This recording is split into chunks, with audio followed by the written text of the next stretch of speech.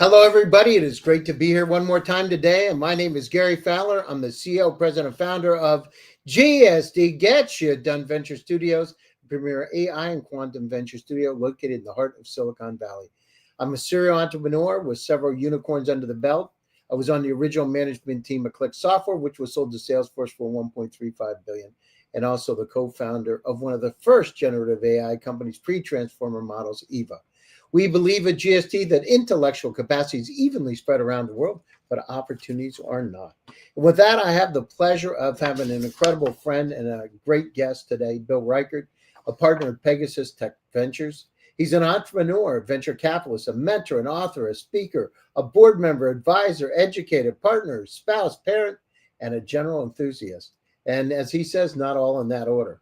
So Pegasus looks at emerging technology companies across information technology, AI, quantum computing, health tech, energy tech, material sciences, ed tech, and fintech, among others.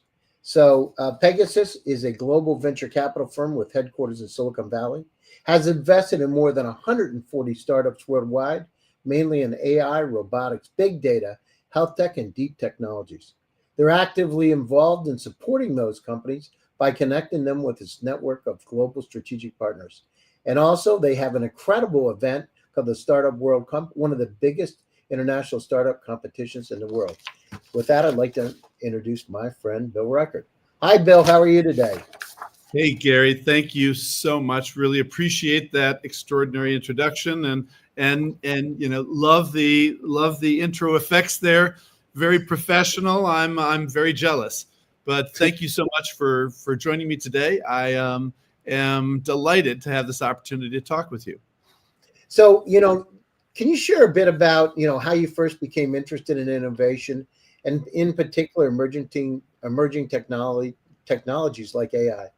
Yeah. So, so long ago and far away, I came up to Stanford for graduate school, and I thought I was going to go a traditional path. I actually thought I was going to work for the Treasury Department after grad school. And while I was in grad school, I'm dating myself now. It's the early era of the PC, and I was frankly kind of pissed off that there wasn't very much good software on the PC. And I was complaining actually to a VC, to a venture capitalist here about it. And he said, well, then, why don't you solve that problem? And so, no.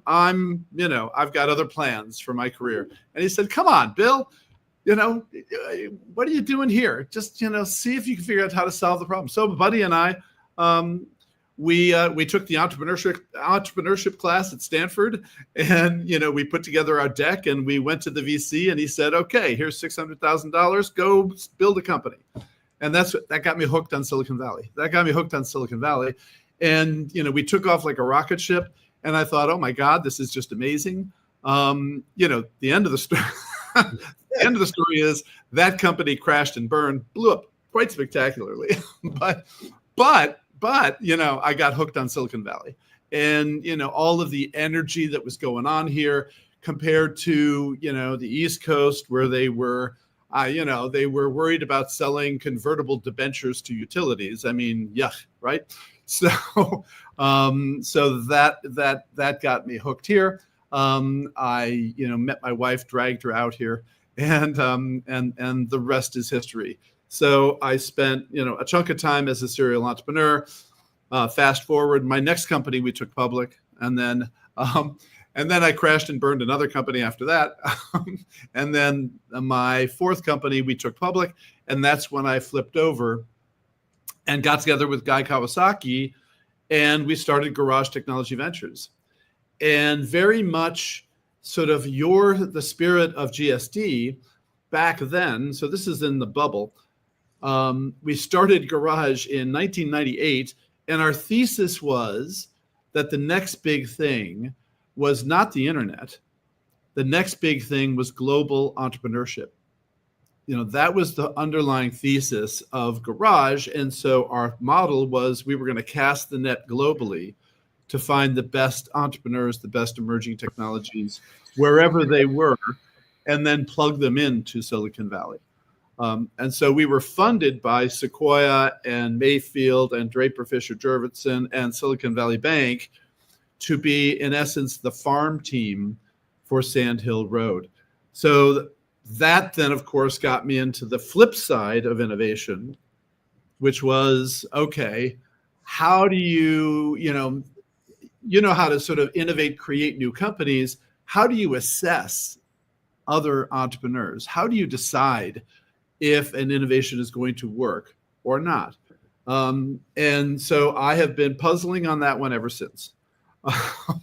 And so that's, that is, if somebody had a magic cube or silver bullet or whatever, then the whole venture capital thing would be very different. But it's obvious that there are so many variables that go into successful innovation.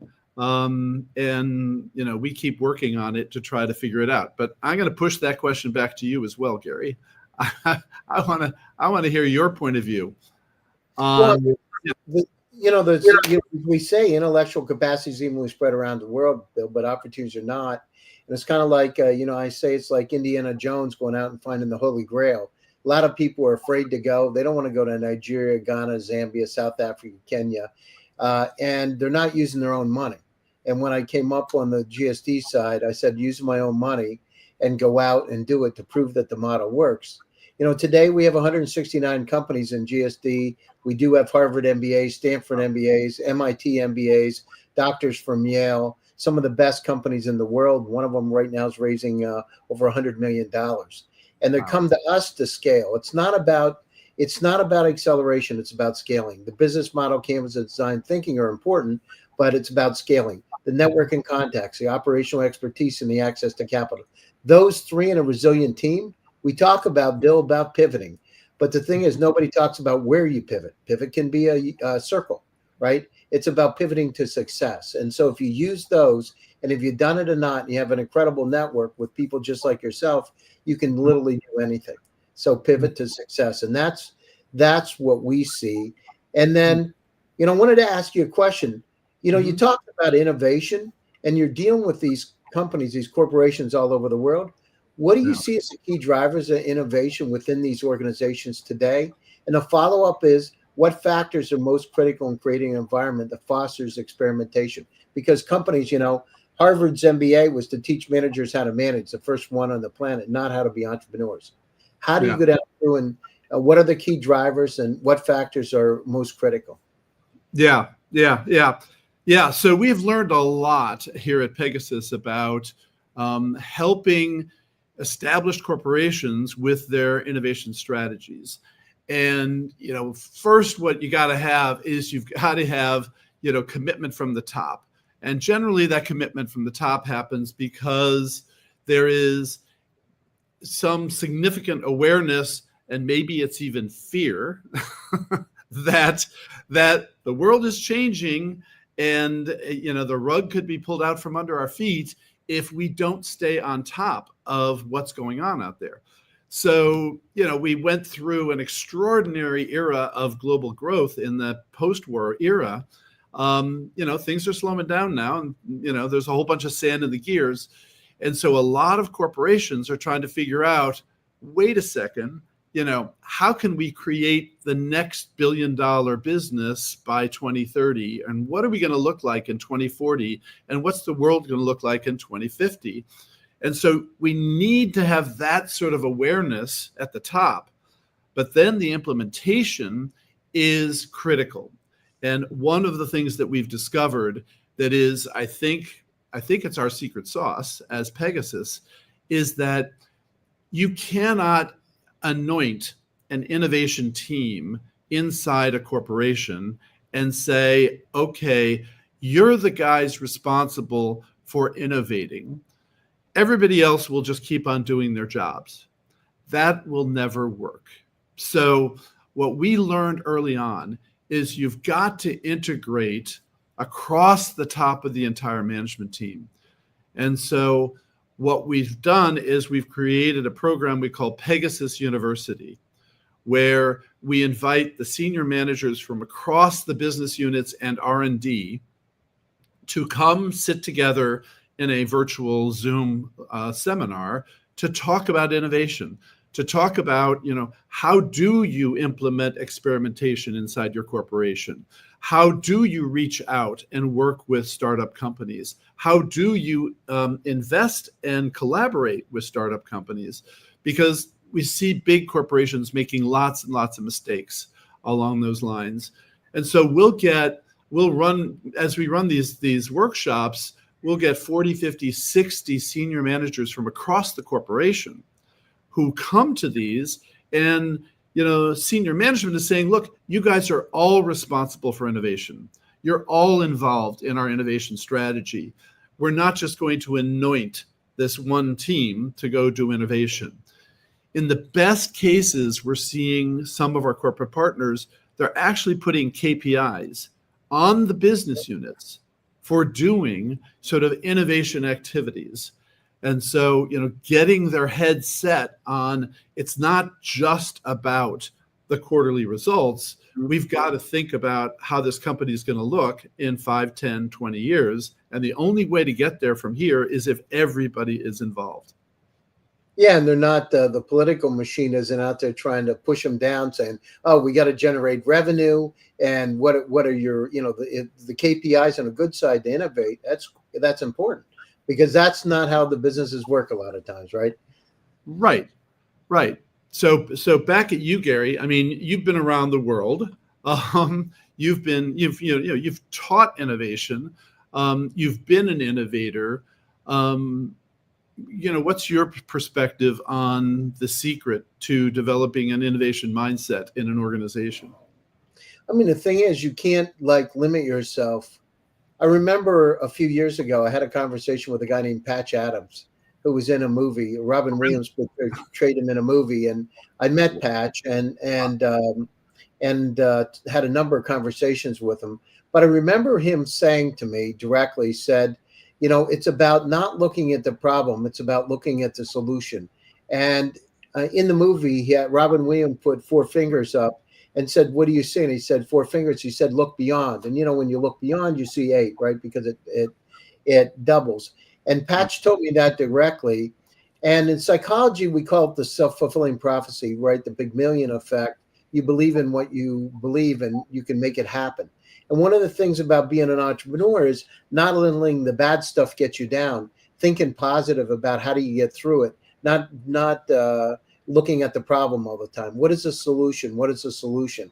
And if you do that, you just have a better, more interesting life, and things change. And then, Bill, it's interesting because I've had 2 full body stem cell treatments. The second one, as of last week, I've had 90 million stem cells put in me in Thailand.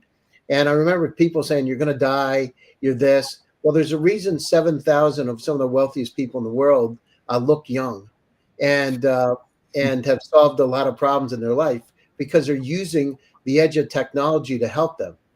That being said, you can't be afraid. Scott McNeely once said to me, I had lunch with him in Palo Alto, and he said, always go to areas that you fear the most, you're going to learn the most.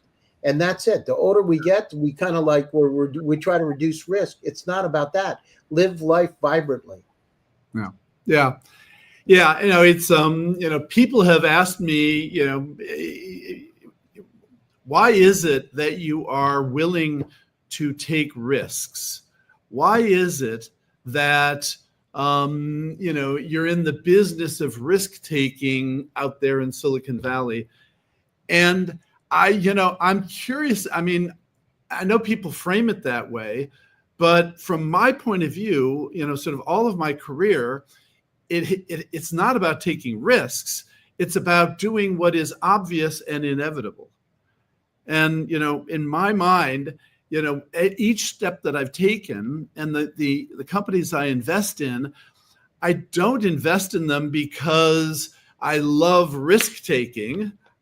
I invest in them because I think what they are doing is going to be inevitable. And it would be stupid, it would be risky not to invest in these companies, right? I mean, the Yeah, classic. because you see the opportunities. One thing, I don't know about you, but from my perspective, because I deal with so many people, from the president of the United States, sideways and upwards and down, you know what's going to happen next. You get a feeling of, what's going to happen next. And it's not about taking risk, is it, Bill? It's about seizing opportunity. And Yes. you know that there's things that are going to, we're have so much data. We have this infobesity around it. We need to solve the problem. We need to take things like empathy and compassion and put them in the models. Because if it stays pragmatic, nothing good's going to happen. Kind of like your mother, your grandmother that loves you unconditionally and cares about you. And so we know those kind of things are going to happen. And it's nice to be on the front end of it, not on the back end. How many people do you know that say, I thought about that 5 years ago, but I didn't do anything? I know. No, I mean, that happens to me every morning in the shower. all the things, all the things that I thought were inevitable. But there's only so much time in the day. But the point being, I mean, I don't know who gets credit for it, but the famous line, you may miss your shot, you may miss the shot, but you miss 100% of the shots you never take. That's right. That's true. And the thing is, you can't let fear drive you. Fear is the worst problem that we have. And there's a reason that there's only a small percentage of entrepreneurs succeed. And it's because they let failure get in front of them and they're so afraid they don't do anything. In psychology, it's called learned helplessness, by the way. Yeah. And so Garcia and Walters came up with that. And you get so shocked you don't want to do it. But the thing is, rejoice in it. Think about the solution. Think about the things you can accomplish. And then when you do that, your world becomes magical and changes. I totally agree. And, some of the most spectacular entrepreneurs I've had the privilege of working with in my career are people who, had this vision, had this conviction. And in many cases, it didn't play out, but they persisted. And, they kept on driving. And now we refer to it as pivoting. And, we've got all this language around associated with relentless, urgent persistence to make sure that they achieve their goals, achieve their vision. And so that's what you see. Probably, I don't know. Most people don't appreciate how many successful entrepreneurs failed multiple times on their way to success. And yeah, it didn't right? And the thing is, we only talk about the good things, right? They don't talk about the times that they failed. And it's my daughter called me up and she had lunch with Mae Musk, Elon's mother, up in New York, and and it was interesting because she said that Elon, when he was a kid, had taken the car apart with his brother Kimball, and she said, now you got it apart, you need to put it back together again. I think electric door handles and stuff. And it was because my daughter asked her directly, how did you really nurture your kids to be successful? And she said, I didn't stop them. What I did is I fostered it, but I said, and it better work. Right. Yeah, no, I do love that story. Actually, it's funny. I kind of wish it were me, but it wasn't. It was my younger brother. When he was, I don't know, he was like 5 or 6, and he took apart the toaster. Fortunately, it was not plugged in at the time. That's what I was going to say. It was, but. We came into the kitchen and he had taken the toaster apart somehow. He discovered what he saw us using screwdrivers, and he thought, oh, that's kind of fun. And so we helped him. We had to help him put it back together. Fast forward a few years, when he was 12, he took apart my mom's car. Same deal.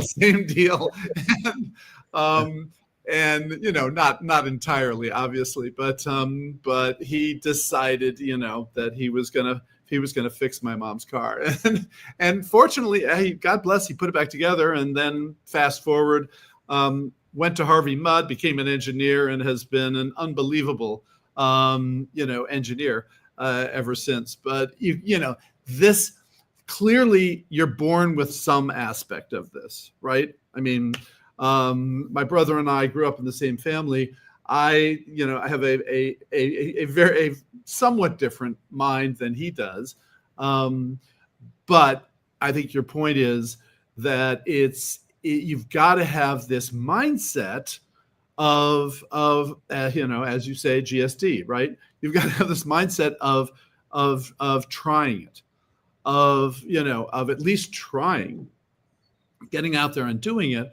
And that rolls back to corporations and this conflict inside corporate cultures that is, if you make a mistake, you're not going to get promoted. And well, that's right. It's fear, uncertainty, and doubt. And they push the politics start. Well, I don't know. Maybe he or she doesn't make the right decisions, et cetera. And it's like you have these political environments that don't reinforce it. And it's crazy because if they don't innovate, they're going to die now. Right.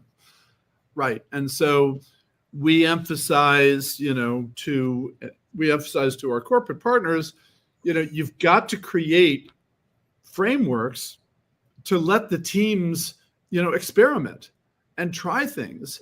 And you've got to know in advance that most of those are not going to work out.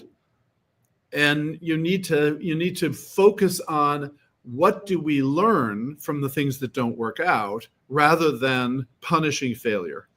But that, it's still not easy. It's still not easy. Yeah, well, how do you do that? Where you change the corporate mindset so they don't, because, fail faster is important.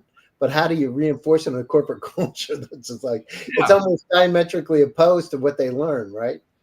Well, and so you've got to celebrate these initiatives. So, there's two ways of doing it. One is the skunk works approach, where basically you sort of make it invisible to the rest of the company, and you run it as a skunk works. And then within that team, they are considered to be sort of heroes of the corporation, or you do it sort of visibly within the organization. And, the people who get to participate in those activities are seen to be the best and most promising people. And whether or not it succeeds, they've already been sort of anointed as being the future leaders of our company. And by sort of taking, younger or, sort of mid-management people and saying, okay, we need you to go off and see if we can launch this business in Malaysia. Mm-hmm. Okay. I mean, we're going to go try launching the business in Malaysia. We're picking you because, you've been a high performer. And, and so the challenge is that person worried that if they fail in Malaysia, they can't come back home. Right? See you later. Yeah. And, and so you've got to create those examples. You've got to create those examples in your company. And if you don't do it enough, you won't have enough examples to celebrate. And so if you do it, once every couple of years, you won't inculcate the organization with this enthusiasm for trying things. So you've got to take a lot of shots, right? This is, you've got to take the shots or you're never going to know. Right. Exactly.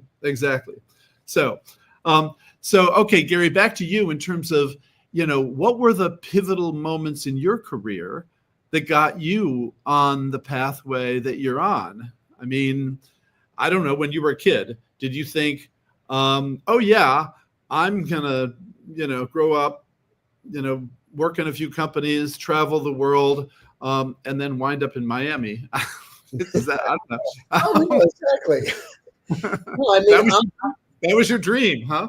So what happened with me, what started me down the journey, when I was 12 years old, I got a magazine called Black Belt Magazine, and I bought a black belt out of the magazine, and I hung it down on the wall in my basement.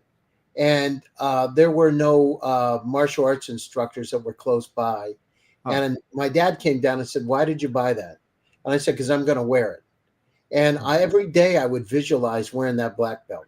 And so what happened, lo and behold, the local police officer who had gotten a second or third degree black belt Huh. started teaching. And so I started taking classes. And so, fast forward ahead, I put that black belt on because I had bought a little bit bigger. And I got 2 black belts at the same exact day. So in Taekwondo and Hapkido. And then I became a champion in Judo, #2 in the state of Pennsylvania in Judo, and Okinawan Kampo Karate and Hakaru Jiu-Jitsu. I studied them all. And what I understood that if you believed in something enough and focused on it, you could do it. And I internalized it, Bill, Huh. inside of me. And I learned that once you internalize that energy, you can do anything you want. You can, you remember I went back to Russia and studied Russian for 5 years, one of the top universities. You can do anything that you want if you believe in it. And people said, "Oh, you're crazy. You're never going to be able to figure." You can do it. And guess what? The more you learn, the more you're able to learn. Your mind expands and it changes things. And so, Elon, I remember another thing happened to me. When I studied, I liked martial arts when I was in high school. I didn't care about studying, but I decided I want to go to college. So I read a book a day starting in April till September, and I got provisionally accepted at Penn State. And so then I ended up, graduating with a 3.78 in, starting, I didn't have the right courses. I had to take like 17 math courses because math was my toughest subject, and I started studying it. Everybody said statistics was hard. I think I took 7 or 8 statistics Oh my courses God. just to say that I could do it. And so, non-parametric techniques and all this, but I did it. Huh. And so you can believe, you got to visualize where you want to go, and it materializes. As there's a book called As a Man Thinketh, and then it became The Secret by Rhonda Burns. But I truly believe, because that's what it is if you believe in their dreams, they come true. But they're not dreams anymore. They become reality. Yeah. Yeah. No, that is a pretty amazing story. Yeah, I mean, a slight intersection between you and me when I went to. So I spent like 7 years studying Latin. Okay, um, and there were a variety of reasons for that in my high school district or whatever. But so when I got to college, I had exempted out of all language requirements. And I thought, well, okay, but I've never studied a modern language. And so everybody said, oh, you should take French because there are a lot of cute girls in the French classes, right? That's a motivation. And for an interesting combination of reasons, I wound up thinking, boy, I'm going to study Russian. I mean, that's something like totally off the charts. I mean, in the grand scheme of things, not so much. But so I took Russian, which was absolutely fascinating, and it caused me to fall in love with Russia, which has been a tough thing over the last N years. That's been but in any case, but it's back to the go beyond your comfort zone. I mean, and so first week studying Russian, I'm sitting in the library and looking at this book and thinking, oh crap, what am I doing here? I mean, how these letters don't make any sense, right? but it was but I'm so glad I did it, and it is your point. It's the other part of entrepreneurship and innovation is curiosity. Absolutely. But the older we get, the less curious we become and less creative. And it shouldn't be like that. We should use our experience to help us continually to be creative, just like a kid. Right. As a kid, I remember, picking up a caterpillar and being amazed and just looking at the caterpillar and spending time, or a leaf of a tree. And sometimes we forget, the simple things and enjoy it, right? Enjoy those experiences. And, if you can think out of the box to do things. Remember, I did the anti-cancer vaccine for my dog. People said, well, how can you do it? Of course, we know how to use generative AI, and it surely gave us a lot of pointers. But You go from something that's a dream to something that becomes real in a short period of time. You can do anything. The problem Yeah. is we're here such a short period of time. We don't really experience life like we should. And we're so concerned about making a dollar and going home and relaxing. We don't think about, turning it into fun and excitement. Yeah. It should be, you should rejoice in what you do. Love Yeah. what you be passionate about. Yeah. Yeah. And so, I do struggle sometimes in conversations with entrepreneurs around this topic of, on the one hand, being optimistic that, if you keep working at it, if you keep persistent, so, you can do anything, right? So that's us cheering entrepreneurs on the one hand. On the other hand, sometimes it just doesn't work out, right? I mean, it doesn't always work out. And so, one of the hardest things around sort of the entrepreneur space is helping entrepreneurs figure out, when is the right time to, we generally say to pivot, which is to say to try something else, which is at some level say, hey, understand that's not going to work. And I know it was your dream, but it's not going to work. And, life is short. There's so many other things that I know you're excited about. Maybe now it is time to pivot. And that's, sometimes it's obvious that things aren't going to work. And sometimes it's not obvious. How do you coach entrepreneurs? How do you coach, corporations, corporate innovators on when is it time to pivot? I mean, the situation in terms of pivoting, you look at it, and a lot of the time, the reason that people are in the situation where they have to pivot is because they don't have enough data points to make the right kind of decision.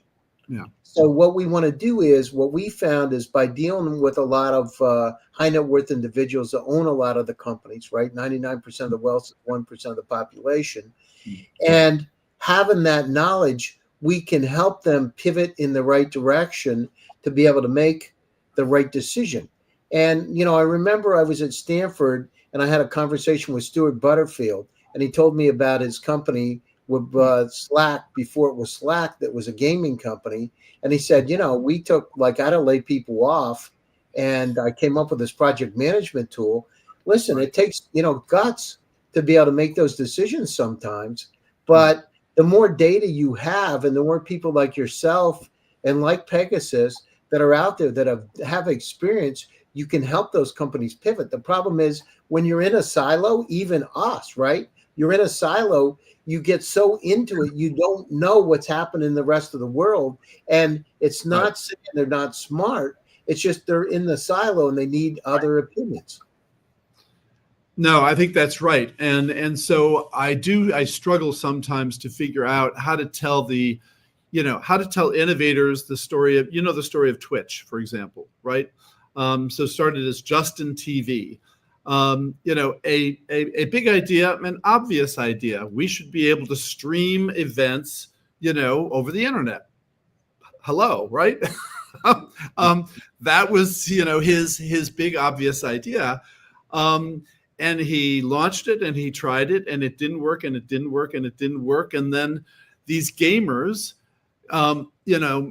off in the corner that he wasn't even paying that much attention to, these gamers started using his technology to share real-time gameplay kaboom, all of a sudden, kaboom, changed the name to Twitch, sells it for $1 billion to Amazon, right? I mean, so how do you keep yourself open to these radically different pathways that, your point, as an entrepreneur, you tend to be just hyper focused, but, to enable your success at the same time, you've got to be open. And so one of the problems VCs have is, when we invest in a company, we invest in their pitch deck, right? I mean, now you'll get a lot of VCs who say, well, I really invested in the team, right? It was the team, right? But hello, I mean, you've got to invest in a particular technology, market, plan, vision, whatever. And so there's a tendency at the VC level to say, focus, focus, focus, don't get distracted. But there's so many stories out there about how, these things that are sort of outside the focus wind up being the future of the company, right? Twitter is the other obvious example of that. And there are just all these examples of how, entrepreneurs have been able to snatch victory from the jaws of defeat. So they had to be resilient. That resilience is critically important. Believing in yourself, believing in your dreams, right? You have to believe in yourself, because guess what? The road gets rocky sometimes. When you're in that rocky road, and you're going down that path. I remember with Click Software, when we did Click Software, and we're going down the path, and when the market went sideways in March of 2000, and we were doing an IPO in June, people said, don't do it, etc. But we did that IPO, and lo and behold, that got us through. And then the company was sold to Salesforce for $1.35 billion later. Wow. Listen, it wasn't easy. When the market goes sideways, people are scared to death, and you're out there ready to do an IPO. But, if you believe in your dreams, and also if you surround yourself with people on your team that are also open-minded, you can't have people that are pessimistic all the time, because it's not going to work. You're going to just create this negative energy. You got to have that positive energy. Hey, that's not saying all this stuff's going to work out, but the other side is, if you pivot enough, you're going to be successful. And so the key is, do you have enough? Are you continuously sensing the market enough that you can understand the direction of the market before other people do, right? And it's a fine line between being too far ahead and being prognosticator, so you understand where the market's going to go. And that's it. And I know at GSD, we've got 169, now coming up to 176 companies inside of GSD, but these are companies, mostly a referral coming into us, that are they're from Harvard, they're from MIT, they're MBAs, they're from Yale doctors. They're coming because they also realize that they're in the silo, and they need to get out of the silo. They realize that they're in Denmark, like Cerebru. They were raising $12 million. They ended up raising 23 because we used AI to be able to finally understand, like, MRI images like nobody else has. And they cut a deal with one of the large MRI companies. So, it's continuously sensing. And the more, just like yourself, Bill, you're out there, you know what's going to happen in the market. You can forecast. Right? I mean, but no, you're right. I mean, you got to be listening. All the time. If and again, that's a challenge in a lot of corporate cultures, right? I mean, in some corporate cultures, the culture is the guy at the top tells you what to do, and you shut your mouth and just go do it. Yuck, right? That is not going to generate any innovation, right? Because they're not letting you use your own intuition, and they're that's the problem with a corporation, right? In fact, I got a question for you. How do you measure the success or ROI of innovation initiatives, especially those involving new technologies where outcomes are uncertain? Well, again, how do you measure success? You measure success in, the world we live in. You measure it commercially. And ultimately, can you commercialize that innovation one way or the other? If it's an internal innovation, then either it enables productivity or it reduces costs, but it's got to be, it's got to be measurable. And that's, kind of one of the things that I harp on with all innovators at the corporate level and at the entrepreneur level is, it's not good enough to be better, faster, cheaper. You've got to be 10 times better. You've got to be 10 times faster. You got to be right? It's got to be compelling. It's got to be compelling, because there's so much inertia in the way the world works that if you're going to change the way people do things, it's got to be a significant enough jump that they're going to really want to change. They're going to really want to change what they're doing. But it's just so easy for, everybody to just keep doing it the way they've been doing it. And, that's the hardest thing. That's the hardest thing about innovation is you come up with something that you think is obviously better, right? And you take it out to the world. You take it out to the world and they say, well, this is how we've always done it. That's good enough. Don't waste my time. And so, what you've got to do is be able to translate innovation into commercial success. So now that doesn't quite solve the entertainment side of innovation, in terms of, why did people jump on Facebook, right? It's there's not a commercial driver behind the initial success of Facebook, but it tapped something pretty deep in people, which was connectivity. I want to be at the party, right? Well, that's another thing. I wanted to, because I was with one of Peter Thiel's friends, Rod Martin, right? So he was one of the original PayPal guys. Anyhow, we went out to Utah together, and it was interesting because what I understand now is that you get great cheerleaders behind your company, and everybody starts to flock in, right? So they become Peter Thiel becomes a cheerleader. Then what? People like Yuri Milner get involved and put billions of dollars in. All of a sudden, that becomes, it's like Eliza and My Fair Lady. You become what you believe you are, right? Mm-hmm. And that's really important in the Valley. Most people don't understand that. Well, there's an analogy that I'm not sure a lot of people are going to pick up on, but Eliza and My Fair Lady, that's good. And that's it. I mean, you create what you believe you are, right? And that's important. And when you have people, I see this with these wealthy families. As I'm hanging around with them, I see them, like I talk to them about stem cells a lot now, and you cannot believe what they're doing. It's like, Brian Johnson's talking about them. I'm with him, and now all of a sudden I see this shift, and a lot of them are starting to get some of these treatments, these edge treatments that, I hope and pray everybody will be able to partake in at some time in the not too distant future. So, if you would talk a little bit about your longevity as a movement. I mean, I think now we're seeing venture capital is investing in this theme, thanks to some people who were only a few years ago considered to be crazy, right? I don't know. Some people still consider it crazy. But what is your vision of how this whole longevity movement is going to play out?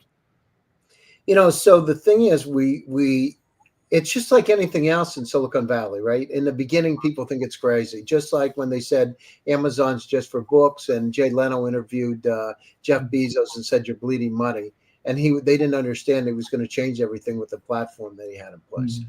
So. I mean, the one thing about humanity is we're all going to die. And the question is, how much longer can we have a better quality life? And how can we use technologies to be able to help us? So these things like what I had, which is umbilical cord stem cells, exosomes, that are blank, that go into your body and basically repair anything that's damaged, whether it's your heart's, lungs, kidney. In my case, I had stage 3 kidney failure because I'd taken too many ibuprofen. It went back through and took my kidney back to normal, right?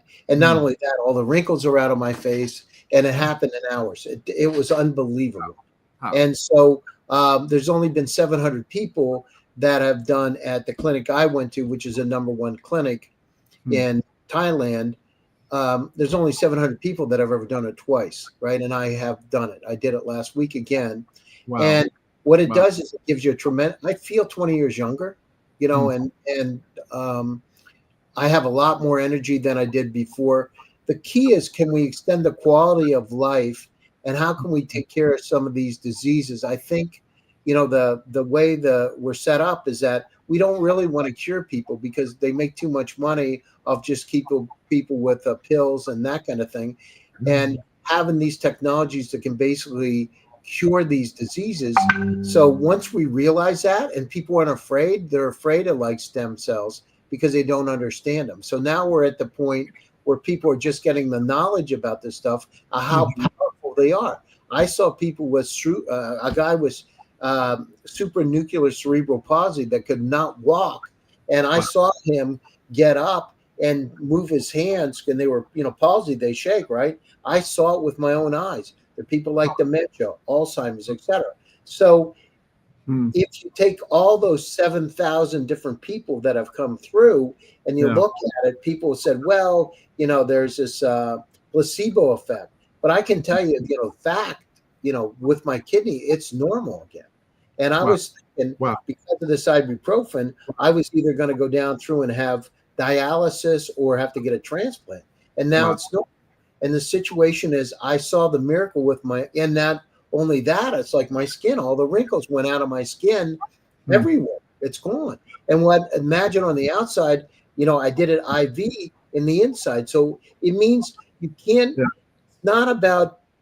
it's not about killing yourself. It's about 7,000 people have done this for 17 years. The unfortunate thing for most folks, most of them are ultra high net worth families, and they've been doing it for a while. Now the situation is normal folks have to know it. I mean, it cost me about $45,000 in total to do it each time.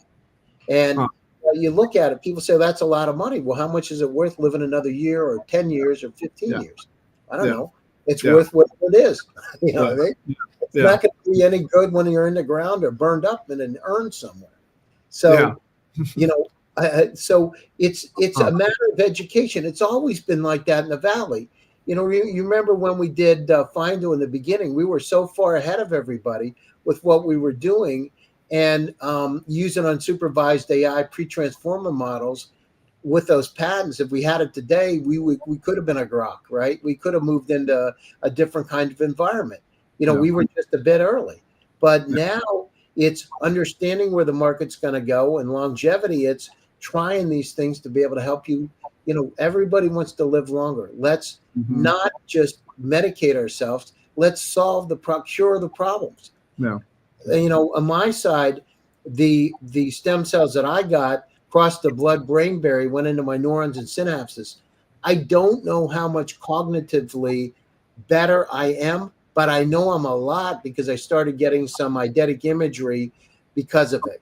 I can remember things like in 9th grade. I can see the picture on page 47 of the book, and I can see as denudation lowers into the region of inclined strata, the divide migrates towards the direction of the dip. I can recall things from 6th grade songs that I sang in a Christmas play. I can recall poems that I had in my sophomore year in college, and I couldn't remember those before. Wow. I don't know what. Okay, you're convincing me, Gary. I'm gonna book my flight to Thailand. I'm going back again in January, by the way. If you really want to go, let me know, because you're going back. I'm gonna do 4 shots of it. Nobody's done that before, and I'm going to do it. Wow. Okay, we'll have to have that conversation. So listen, Bill, we're coming to the top of the show. I've got to end this and go into. Oh, hold on, we have a comment there. Hold on, Bill. Oh, really? Bill and Gary, I stumbled on this from a former law enforcement. I was back to the business sector. Thank you both for your insights. This is a great webinar. Just FYI, we just got a comment. Thank you. Listen, we got to follow this up. We got a lot of things that we haven't touched on. We should do another one of the shows. Bill, I really appreciate you taking your time out of your busy schedule. And as my friend and business partner and confidant, I really appreciate your time and trouble. And always seeing you. Now, thank you so much, Gary. Great fun. Time flies. Wow. But yes, we have to do this again. So talk to you soon, and looking forward to continuing the conversation. Yeah, to all of you out there, thank you for joining one more time. GSD Presents, Silicon Valley AI and Tech. My name is Gary Fowler. I'm your host. Stay happy, stay safe, and stay healthy. We'll be back to you again with another exciting edition. Take care, everybody. Thank you, Bill. Okay, thank you.